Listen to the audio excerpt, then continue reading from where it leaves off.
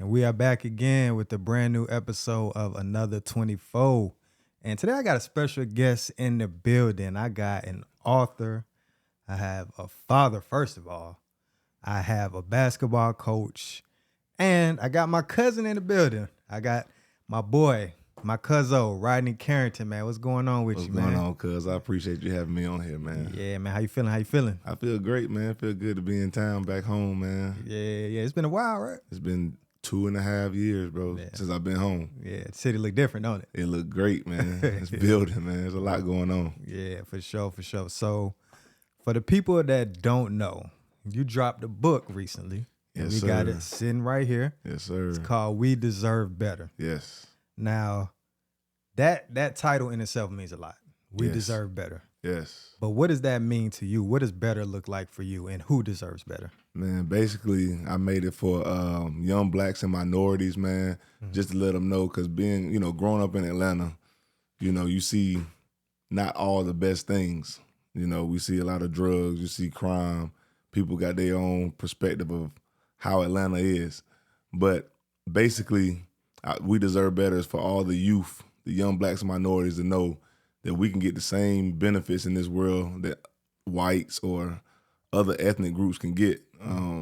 It don't matter where you're from, it matter where you end up. So basically, it just taught me I got a lot of things now in my life that I didn't get when I was younger. And I wanted, especially with me having two sons and now a daughter, I wanted them to know that the things that I got now, you can get early in life, basically. Right. So you detail a few, highlight a few points of your life in the book. Going to the military, going to Spain. How do you think that those moments in particular kind of shaped your worldview? Going to the military and going to Spain. The biggest thing I tell people all the time, man, being able to go to Spain when I was like 11, man, that was big for me because that was my first time really leaving Atlanta.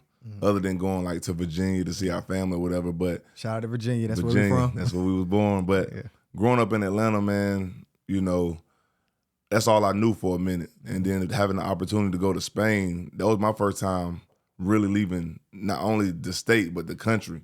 Yeah. And I didn't go with my parents. I went for a basketball tournament, people to people. I don't think that's a organization no more, but I was able to go as a student athlete and just experience a whole different culture. So being able to see that, I knew it was bigger than just Atlanta and bigger than just my backyard. So that really opened doors for me. But then going to the military, living in Germany for a year, meeting other people and just seeing other cultures, basically opened doors for me to know, like, man, I love Atlanta. I love the vibe, the culture, but the world is so big, I wanted to see other things. So that's how it really like opened my eyes for me to spread knowledge to younger kids. Like I said, I got boys now. I want them to know, like, it's bigger than what you see on a day-to-day basis. Right, yeah, definitely. And, once you go out and you see other cultures, you see other places, like, it makes you appreciate home more, though. You know what I'm saying? It does.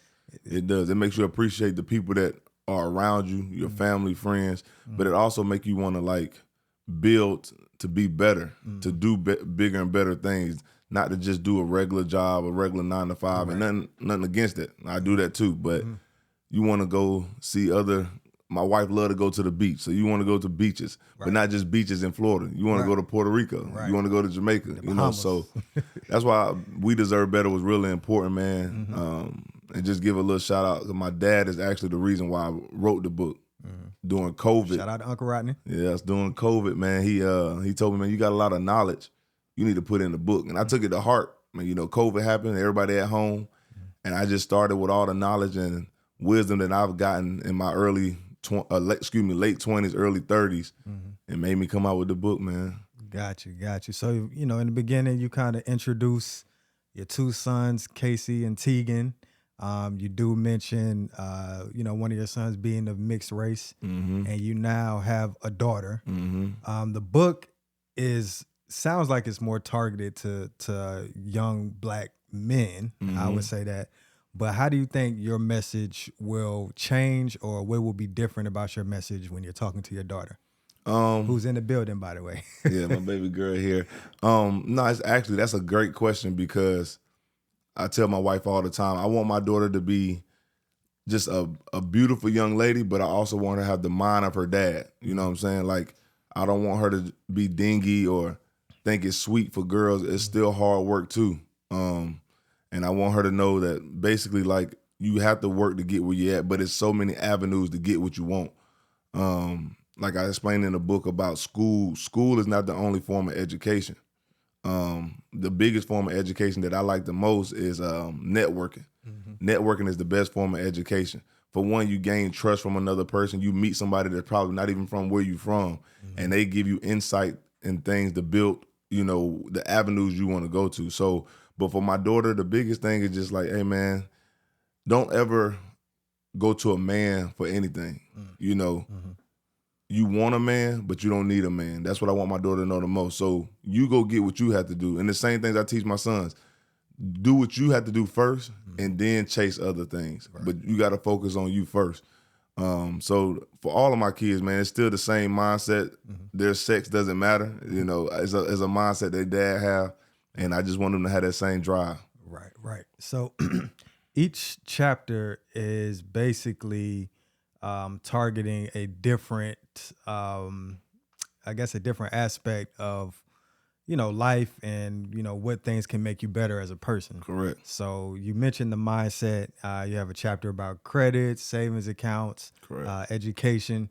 So what specifically about those particular topics? Why did you choose those? To be honest, my favorite chapter is mindset. That's why I made it the first chapter, because everything you do in life is about your mindset. If you wake up with a negative attitude, you're going to have a negative day. Right. Even in a storm, if you got a positive attitude, it's going to all shake. It might take a little longer than some other people's, but it's going to all work out. So mindset is basically where it all starts. That's why I started the whole book about that. And every chapter kind of reverts back to the chapter before. It all comes together. But the reason I put in about education, credit, I also put in about blacks stop hating on other blacks, because these are things I've went through myself, but it's also things that I've learned throughout my late 20s and early 30s, and I would like for young blacks and minorities to learn it in their teens and early 20s. If I knew about credit and all of that earlier, we all say we'll be better off if we had the same information before, but basically I started with my kids, but basically all young blacks and minorities, especially from Atlanta or anywhere, if you learn this information early, and it's little gems, it's not even something crazy hard. It's just gems we didn't know growing up. Right. If you know it earlier, what you're not going to learn in school, you're going to be better off, So that's why I really put all those chapters in the order I did, and those are the chapters I chose. Right. Got you. And the good thing about this is, other racial groups, they probably learn this stuff from their parents. Easy. You know what I'm saying? Yep. But it's like, our parents didn't necessarily know about this stuff. So how can they teach you what they don't even know? Exactly.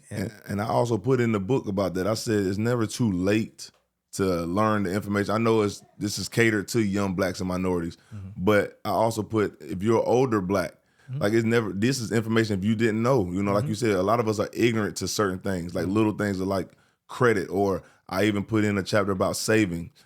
Most people think you just got to save a certain way. It's so many ways to save money, so many ways to different accounts that you could put your money in to let it grow for itself. Facts. Me and my wife always talk about checking and savings accounts are so bad. For one, checking accounts, you don't make no money off your money. Right.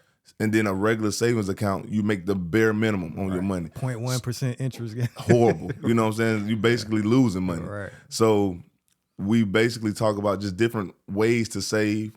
Even if it's old school with a shoebox and putting money, if you work at Target or something, every check, put some of your money in your shoebox. Let that shoebox build up. That's how we grew up back in the day. Facts. That's a fact. Box of money under your bed. But it's just so many ways to save, and so many ways to build. And like you said, our parents may not have known that. So now that I do have that information, I want to give those gems to my kids or other people's kids or, whoever. Right. True. Now, Rodney, we grew up together, bro. Yeah. And I ain't even gonna cap you down, man. You was a wild little boy, man. You was wild back in the day. I was wild, man. So, I love seeing this change in you, man. We stayed in contact all the time throughout the years. You moved all over the place. Yeah. But, he's always cousins, man. You know what I'm saying? So I'm proud to just see how much you've grown and, you know, how much you changed. Cause I remember being little kids and riding the MARTA and going fights and all type of stuff, Yeah, man. man. So when do you think, like, do you think it was one moment where everything just kind of clicked, or do you think it was a gradual kind of evolution into what you became? For me, it had to be gradual. I think the biggest change was when I had my first son, Casey. I was 20 going on 21, and that's when we was at Georgia State. Right. And as soon as that happened, it kind of clicked like, bro, I can't just be working a regular job. I got a kid. So I never thought I would go to the military, and I ended up going to the Army, you know.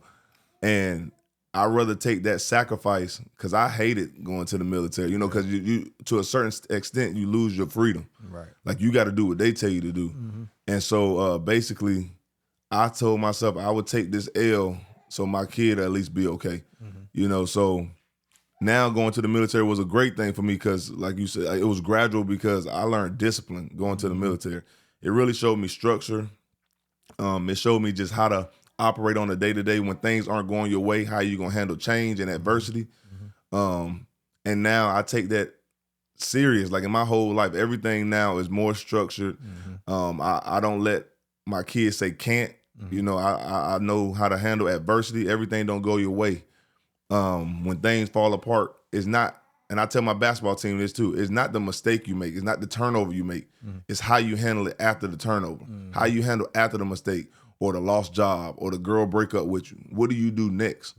And as a man, I just feel like we don't have the opportunity to mope and pout. Right. You got 48 hours, bro. You lose a job, a girl break up with you, you could be sad for 48 hours. After that, my kids looking at me like, hey, Dad, we got to keep it moving.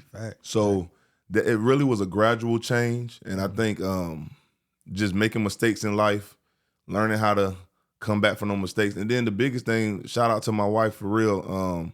My wife been there for me. Like, my wife, you know, she knows stuff that, you know, a lot of people don't even know, but she always been there for me. So just having the right people around you, like my cousin, we, like you said, we talk all the time about everything. And then meet my wife, her being there for me through everything. That's my best friend. And then just having the right circle. I'd rather have a small circle than a lot of people around me that ain't really there for you. So it was a gradual change, and I'm happy where I'm at now, but it's still more changes to come because I still got kids to look up to me. So right. So you know, in reading your book, I think that you put a lot of information in there. It's very accurate information. It's creative. But I feel like you kind of held back a little bit, man. Is it a part 2 coming? Like, what's the next book gonna look like? Man, it's crazy you say that because as soon as I got my first copy of this book, I had already started on the second book. It gave me the motivation to start something else. In the next book, just a little information about it. It's kind of like this one, but it's just to say, like, everything in life is a game. If you look at everything like a game, you'll understand the avenues to go. So, like, not just, I use a lot of sports references because I love sports, but everything in life is a game. You know, corporations are a game. And I took this topic actually from when I was watching Power, the spinoff, and Tyreek told him, he was like, bro, everything's a game in life. Corporations to the hood, everything's a game. So that makes a lot of sense. So yeah, basically, it's not technically a part 2 of this book, but I do have another book in the works, and hopefully in the next year or 2, you know, it'll be out. But yeah, I got more to come, man. Got you. Now, you mentioned everything being a game. You mentioned coaching. How has coaching, you know, expanded your worldview? What did you learn from, you know, teaching the game of basketball to the next generation coming up? The biggest thing I've learned so far is, man, coaching is so important. I love coaching kids between middle school to about to graduate high school because they're in the middle of either becoming a man or a woman and leaving that stage of a kid. You know, the coaching is so important that people think it's just the talent on the court. Man, for one, coaching is just like how I put in my book, is motivating.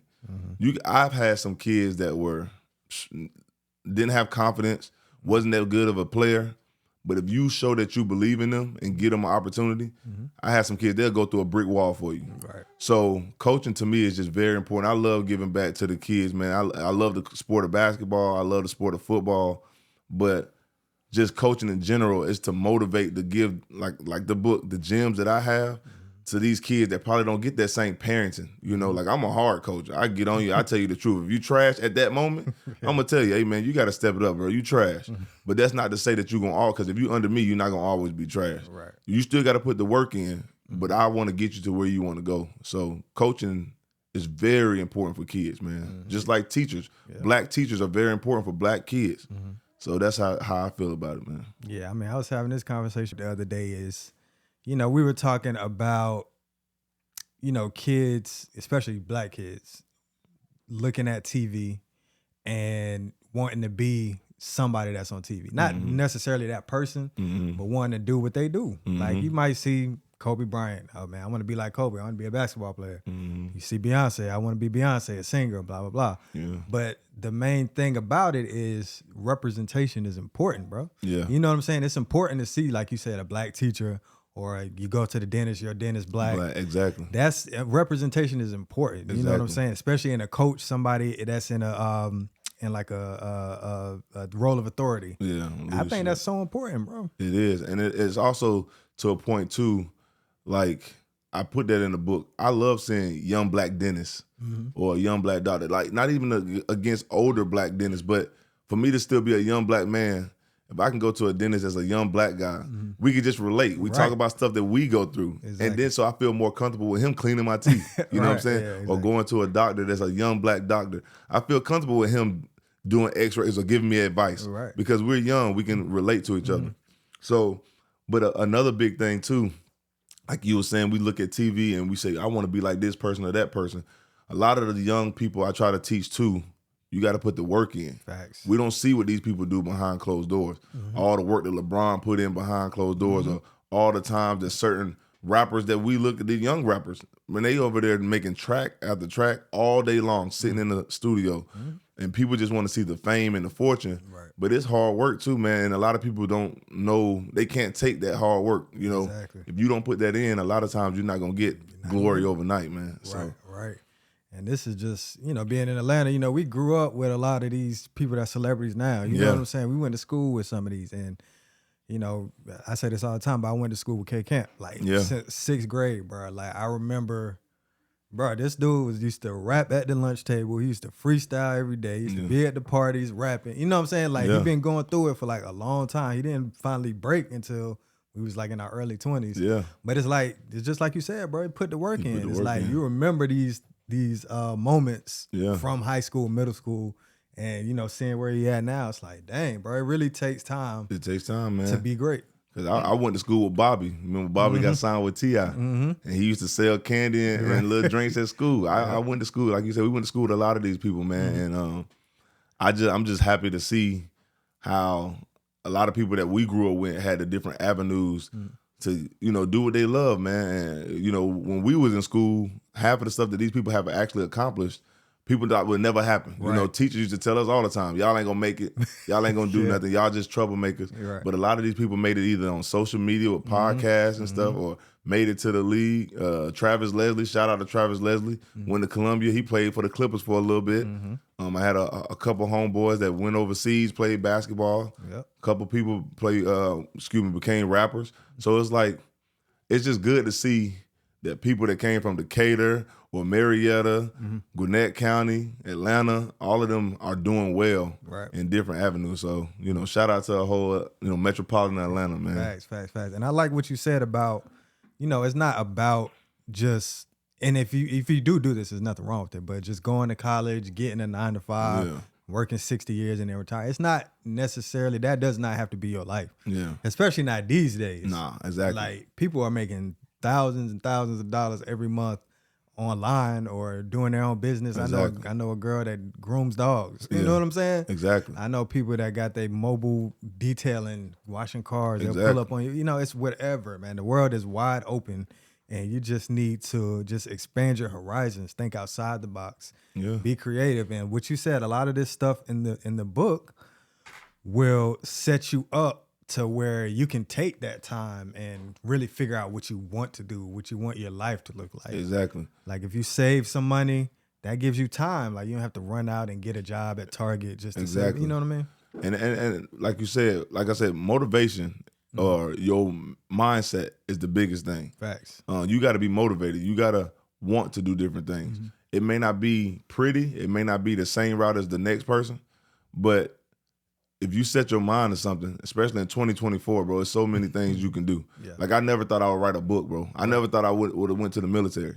You know, now I done went to the military. Now I done bought homes. You know, I done lived in different states, overseas. I wrote a book. I'm a dad. Like I never thought those would, you know, we all have when we're young, we have a mindset of what we want to do. Right. None of that really works out the way that. Yeah. So it's big, man. It's just big to spread your horizon, you know, do bigger and better things, Right. you know, Exactly. and don't let nobody stop you. If somebody say, I remember J. Cole said it one time, he was like, man, you tried 10 times and failed, but what if that 11th time you would get what you want if you just keep working at it? Right. So that's really how I feel about it too. And school is not the only avenue. I did it. I got my master's. I loved, you know, just to accomplish that. But I know everybody ain't built for school. And school is a trap sometimes. You know, it's a money grab sometimes. It ain't always, you don't have to go to school to be an entrepreneur. Exactly. Networking will get you where I'm telling you, if you network the right people, put your name out there, keep doing what you got to do, it'll come around. Do good business. Good business. Treat people the right way, man. Facts. Yeah. School ain't for everybody because I got a bachelor's, bro. I ain't going back, man. I ain't going back to school, man. I'm sorry. It's tough, man. School is not for everybody, man. Right. And everybody's not built for that. But like you said, do good business, man. Let people leave with a good taste in their mouth about you. You know what I'm saying? Pause. Pause, but you know what I'm saying? Nah, but one thing that I did want to ask you about, man, you touch on, you don't go into great detail about mistakes that you made in the past. And, you know, us coming up, young black men, single moms, whatever, we make a lot of mistakes, bro. Yeah. We just, you know, part of it is ignorance, Yeah. just not knowing right from wrong necessarily. Part of it is just we young and we just feel like we're invincible. You know what I'm saying? We can do whatever we want. Can you kind of detail bouncing back from mistakes and what is the right way, what is the wrong way, in your opinion, to kind of do that? You touched on it a little bit. Can you go into more detail? Man, it's never a right or wrong way to do because everybody's story different. But like we just said, the biggest thing, man, is always treat people the right way, though. Even in a bad situation, it could be a breakup or losing your job or whatever, always handle it with some kind of dignity and respect. Yeah. You know, like, and it may be hard sometimes. Like you said, I've been through a lot, man. And, you know, a lot of people don't even know half of the stuff I've been through because I try to keep it, you know, I try to keep it squared away with me. Like, I try not to take it out on other people. The only person that really know, you know, that we bump heads about is my wife because, I mean, that's my partner. But other than that, man, the biggest thing, if you make mistakes, I always say it, man, don't let that mistake define you. Don't let that mistake linger. You know what I'm saying? Don't let nobody keep throwing that mistake in your face because we all human. We all make mistakes. I change my drawers just like you change your draw. You know what I'm saying? So the biggest thing is after that mistake, what are you going to do? How are you going to bounce back? Or what are you going to do to change you? The biggest thing with people, though, when you make mistakes, man, you have to know that you made that mistake, too. You can't be a person that make mistakes and then always make excuses because you're never going to change. For me to stop cheating on girls or for me to be a good father, I had to look myself in the mirror. I remember when I was younger, me and my dad had a rocky relationship because of how him and my mom's marriage ended. But I remember my mom told me, if I can forgive him, you need to forgive your dad. My dad used to give me all the greatest information, but I never listened because like you said, we was young. He said, don't have kids young. I had my son at 21. Don't mess up your credit in college, spending money. But now I look back after I done fixed all these mistakes. I'm like, if I would have just listened to my dad from the jump, I realized because I used to look at my dad like, man, how you gonna make these mistakes and you trying to teach me? But really, your parents or your dad or whoever wants you to just be better than them. Facts. So, of course, he's not going to say out of his mouth, Rodney, I just want you to be better than me. But he's trying to give you every avenue to be better. So that's what I do for my kids. I never want them to be me or less than me. Be better than me. Right. So if I can stop you from making these mistakes, just like in the book, if I can get my kids to learn this at 17, what I learned at 27, bro, they already better than me. They already got information I didn't have. Right. So that's the biggest thing when it comes to mistakes. Bro, just be better than what your mistake was. Right. And then, you know, us being young is just like, that's the wrong way to approach that. Like how you said how you looked at your dad, like, man, you did this, so how you gonna tell me? Yeah. But in reality, he's the best person to teach tell you, because exactly. he been through the same mistake. Yeah. And I ain't gonna lie, Uncle Rodney was tough, boy. Tough, man. Uncle Rodney was tough, boy. My kids think I'm tough. My mom and dad, boy, they was on my head, boy. Right. But we better for it. We better for it. Yeah, and I wouldn't change it for the world, to be honest. Like, I love the man that I am now. Like, I tell my wife, a lot of the things I do at our house, I'm like, dang, my mom did that. Yeah. Like, the way I say stuff, the way I get on the kids, I'm like, boy, that's deja vu. My mom used to say it the same way to me, but I wouldn't change it because without hard parenting or what, even friends parenting, your mom, other friends, they all parent the same. Yes. So you can go to somebody's house and their parents was on you just like if you were their kid. If their kid had to clean up, you over my house, you better go clean up too. Facts. So that, to me, as a community, we help our generation get to a certain level.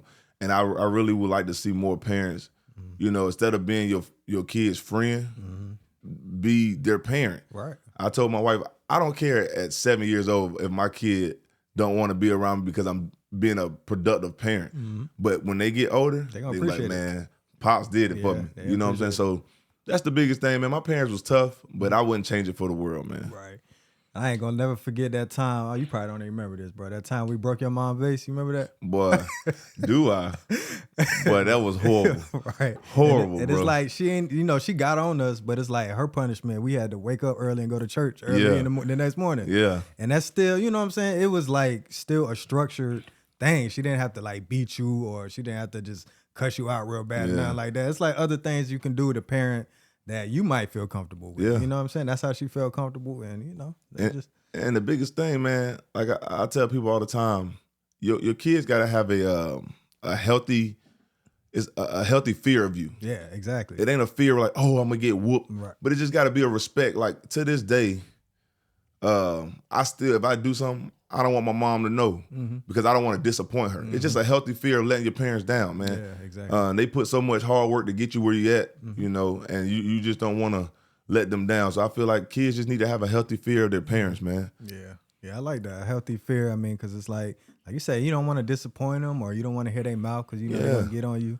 But, at the same time, they always going to be there for you. Always. You know what I mean? They just want to see you succeed, man. Right. So you do talk about how, some people in the black community have a white man is keeping me down mentality and how that's not healthy or productive. Yeah. What do you think is a better thing to focus on other than how, some white man is holding you down? Yeah, man, I put in there in quotations a lot about we always think, oh, the white man is the white man. That's like such of an old school mentality. You know what I'm saying? Like, we have the same opportunities as the white culture.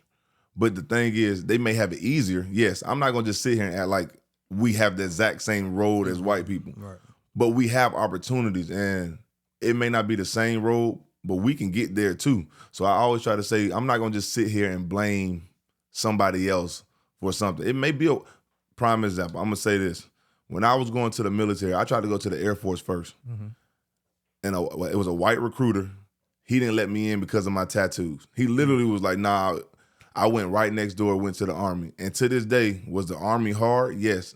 But I did 4 years. I got out, and my life is set. I'm a disabled vet. I get the VA benefits for my house, stuff like that. Like, my life is set. But basically what I'm saying is I didn't let that man telling me no stop me from doing what I needed to do because I had a kid. Right. So I just don't want people to always blame another person or another race for why we don't have something. Because it may not be pretty and squeaky clean like their road, but we can get anything we need in life. There's a lot of people that are either not racist or either a black person that's in a big role that can give you the same opportunity that person said no to. So I just don't want people to always blame another person for something. Right. Because we can still get it ourselves. Right. And then when you shift the blame to somebody else, you taking away control of your own life. Exactly. Exactly. If we always sitting there saying the white man this, white man that, he's still getting paid. Right. He's still getting to the money. Not thinking that he not giving a damn about you. He don't give a damn about you. So while we over here complaining, we missing out on opportunities. So, and I always say too, that no might have been the best thing for you. because there's 100 other yeses that'll put you where you want to be at. That no could have been a stressful yes if he would have said yes. Right. It could have been, oh yeah, I give you this opportunity, but then you working for this dude that don't really like you, or underpaying you, or not letting you show your, who you are in this position or whatever job it is. Right. So that no could also be a blessing. Facts. Now you are shift the conversation a little bit. You are a huge sports fan. Yes. We in the middle of the summer right now. It's kind of slow for sports other than baseball and stuff like that. But couple things. Bronny got drafted to the Lakers. Yeah, man. LeBron is a father. You a dad. You would probably want to play on the same team with your son. What you think about that, bro? Like, man, for real. Me and my wife just debated about it yesterday. But I love it, bro. I love it for the simple fact, who wouldn't want to do that for their son? And if you take it out of basketball, other companies, they do it for their kids all the time. Yeah. Jerry Jones for the Cowboys, who worked for him? His son. His family. Like, I think people look at it, anybody that's talking about it, most of the time, they didn't play basketball ever. They just hating on the situation. LeBron got his son in. I haven't heard, and I could be wrong, but I have not heard a person that played professional sports say anything negative about it. Because they understand, for one, how hard it is to get there. Right. For two, it's not like he was picked in the first round. Right. He was picked the 55th pick. That's 2 or 3 picks from the end of the draft. Right. He played for his dad, and I pray that Bronny do good. Because I also don't like how people are saying, oh, he gonna be like a Eric Bledsoe. Shout out Eric Bledsoe, was a good player, but he gonna be a defensive stopper. He may be an all-star one day. Don't put limits on what this man can do when he ain't never even touched the NBA court yet. You know what I'm saying? But I appreciate what the stature of what LeBron brings to the table, because I put that in my book about LeBron.